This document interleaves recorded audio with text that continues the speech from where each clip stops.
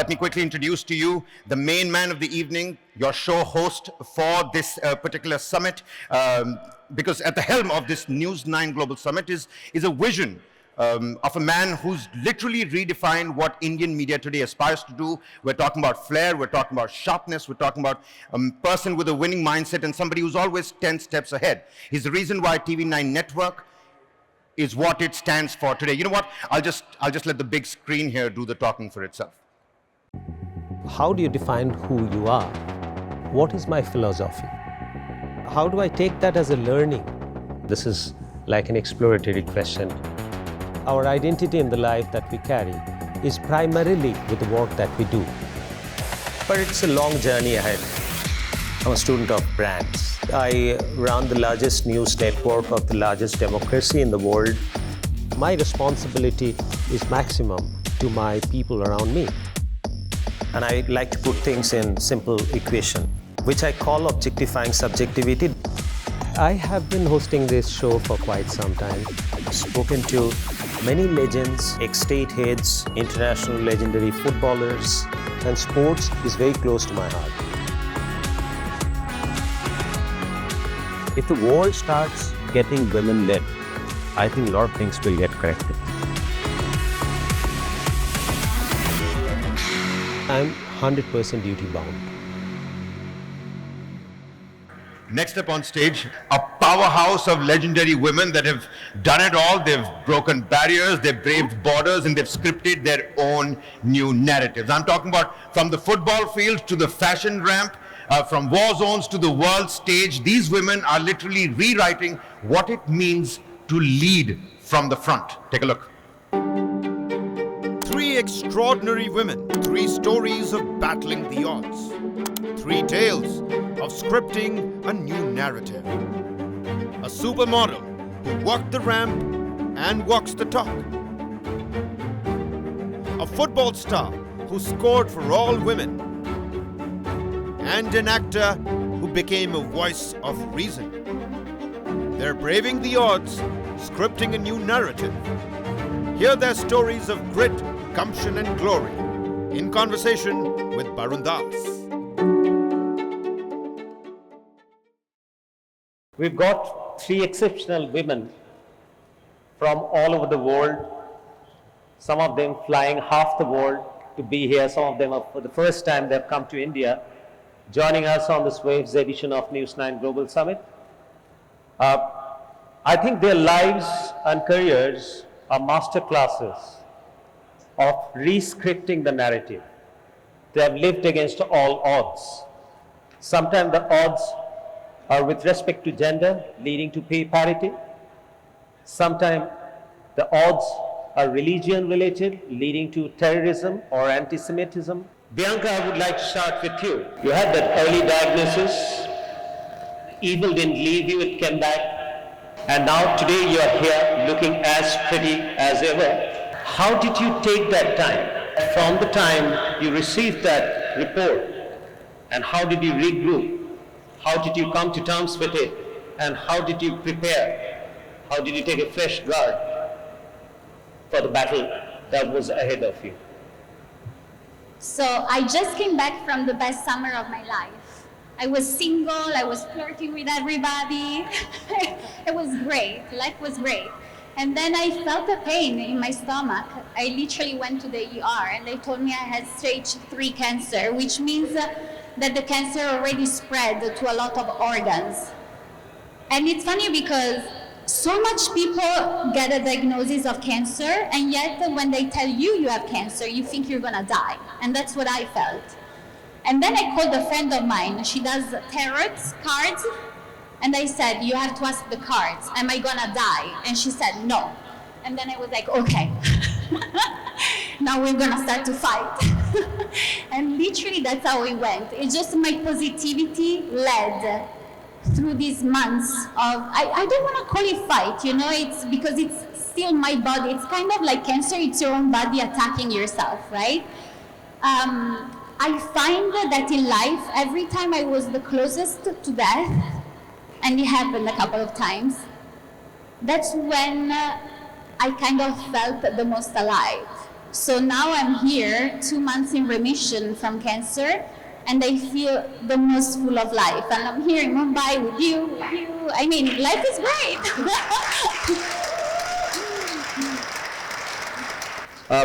Ariane, I would come to you. You conquered the world on the football field. 2 times world champion, 4 times European champion, and you decided to play against the broken system of pay disparity. What motivated you to come to football? The pure joy we heard about life, and my pure joy has always been football. I know in India you love cricket, but I tell you football is an amazing sport as well to play. And from a very young age, I just love to play. If you ask my mom, like, when did Ariane start playing? Ever since she could walk, she would have the football next to her. And so growing up as a kid, you know, you have endless dream. I didn't even know there is a difference between boys or girls playing football. All I knew was I loved the sport, so I did it. And then getting older, I realized there might be a problem because women's football is not as big. It's growing now, thankfully, it's getting better. I wanted to be in the national team. I wanted to play for my country, and I knew I could, but I could never do it on the biggest stage because I was in the wrong body, I wasn't the man. And to still get out there and say, I can do whatever man can do, even if I'm a woman, I can be successful, I can do the sport I love.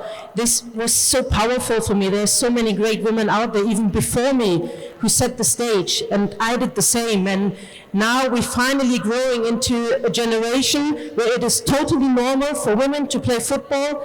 In Germany, at least, there's still some countries where it's not the case, but we're building on it. And every woman should do everything she wants. If it's football, go out and play football and be paid for what you're good at. And that's not only football, it's all around, all businesses that are out there. Just because you're female, you're not limited. So go out there, enjoy what you do it good, and be paid as you deserve. Right. Rona-Lee, I would like to tell you that you have combined performance principle and politics in a very unique way. That comes naturally to you. So when you're mixing politics or advocacy with your performance or with your career, is there a positive rub-off that you get, or the rub-off is not quite positive always? It's a very deep question, because I feel like the situation in my country is very delicate and unique. And for me, speaking out for my country wasn't, I knew that it might cost me my career, speaking out, but it was never something that I was willing not to do, because I might pay the price. It was more important for me to advocate for my people and my country, and for the right thing, and for the truth, because I think very quickly what happened after October 7th was, you know, talking about narrative, the narrative changed, and I felt a citizen obligation, a deep commitment to my country to at least say the truth. And I have to say, I was very proud and honored to know that India was one of the first countries that reached out to me and gave me the platform to speak. And it wasn't long before I felt like the urge to speak my truth was bigger than my fear of losing anything that had to do with my work. And I felt like I've felt all my life that my bravery in choosing to do the right thing was always going to be commanded by the universe, and that I was going to be guided in the right way. And so that's what I believed, and that's what I did. Good. Thank you. Thank you. Outstanding. Bianca, correct me if I'm wrong, I think modeling is one of the rarest careers where women get paid more than the men. Yes. Yes. So I want to ask you, was Yes. that you took to modeling? No, I mean, of course I started so young. I'm just lucky like that, you see. And not only that, you know, modeling is one of the few world where women get less harassed than men. Really? Yes. Male models, they're more like, They're more vulnerable? yeah, vulnerable. Serves them right. Yes. That's why you did a model, right, Barun? And you Oh, yeah, chose I it. know. Yeah.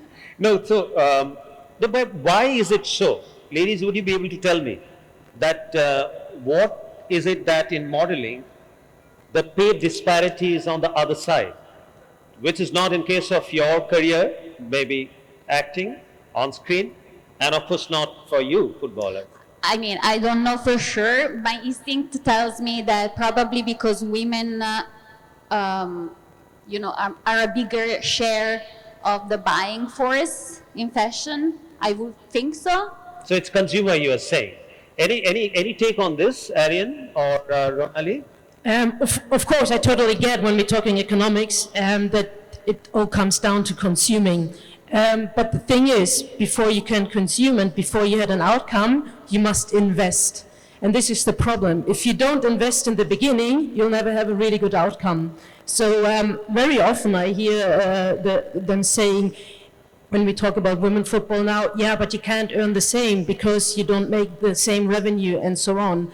But even the men football has never been the biggest. It's been growing over years and centuries and so on. So if you invest in the beginning, I guess you have the better outcome later. And women football, I tell you, this is something you should invest because women's sport in general, wherever we look in the world, and even in India, I just got told cricket is a professional sports now. We have women who are doing TV shows of men's sports as women, so it's growing, there is potential. And I think if you don't invest right now, you're going to be lost in a couple of years because the train has already gone and it's outside the station and you won't catch it anymore. But if I take Rona-Lee's career or profession, acting started almost same time for men and for women. Even there, the pay parity doesn't exist.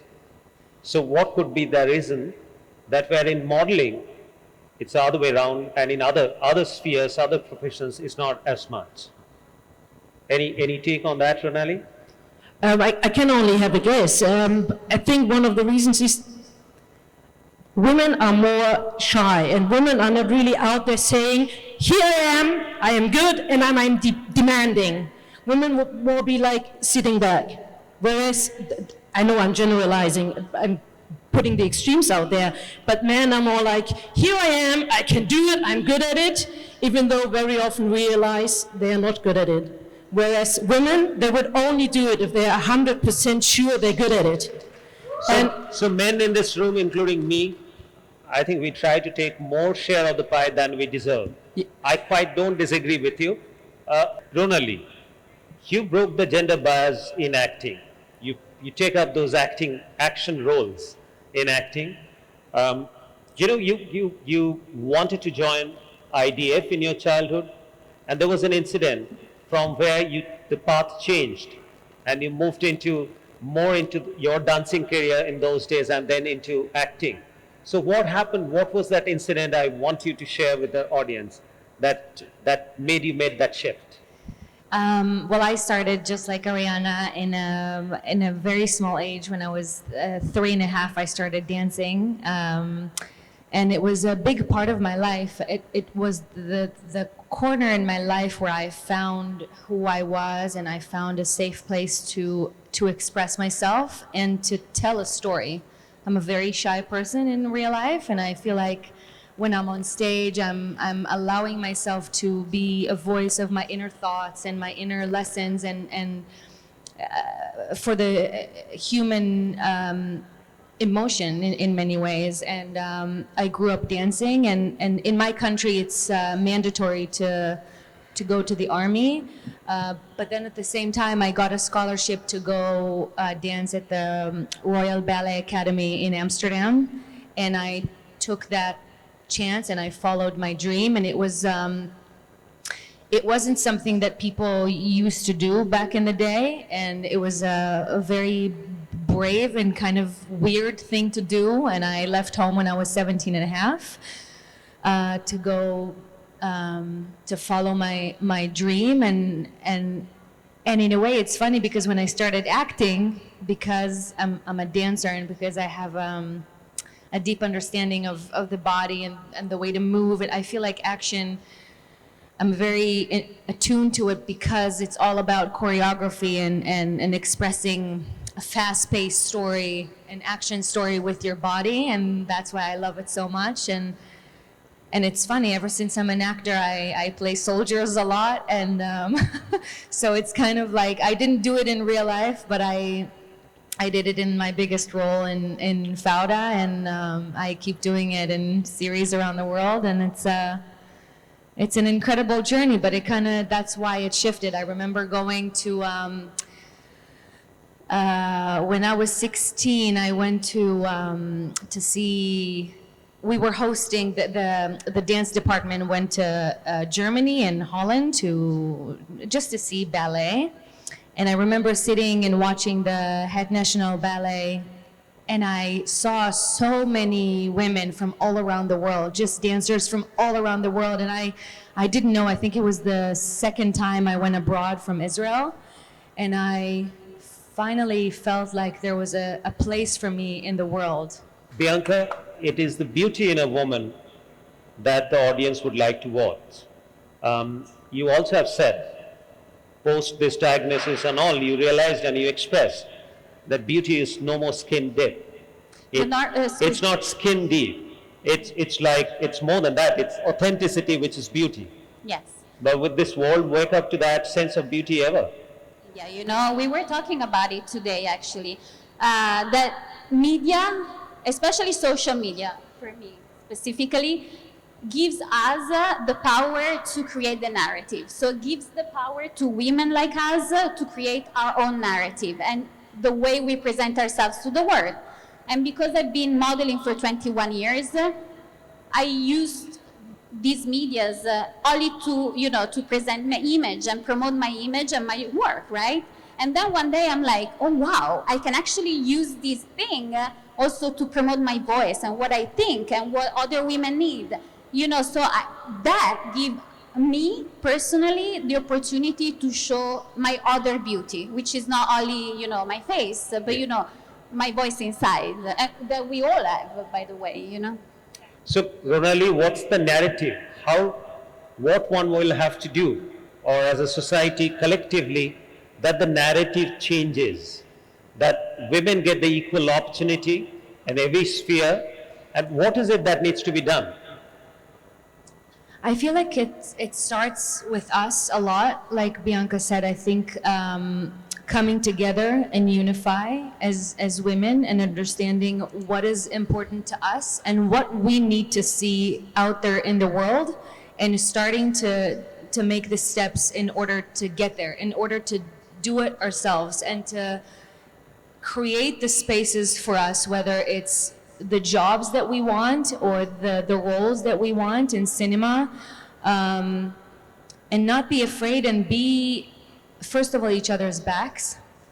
And I also think it has to work together. It has to work with men as well. We cannot do it alone. We can't. We have to have given a space and taking that space and be brave enough. But it also gives us a stage as women to express ourselves, to be authentic, to be driven, to not be scared, to say what we want, to say how we feel, and to support each other while doing that.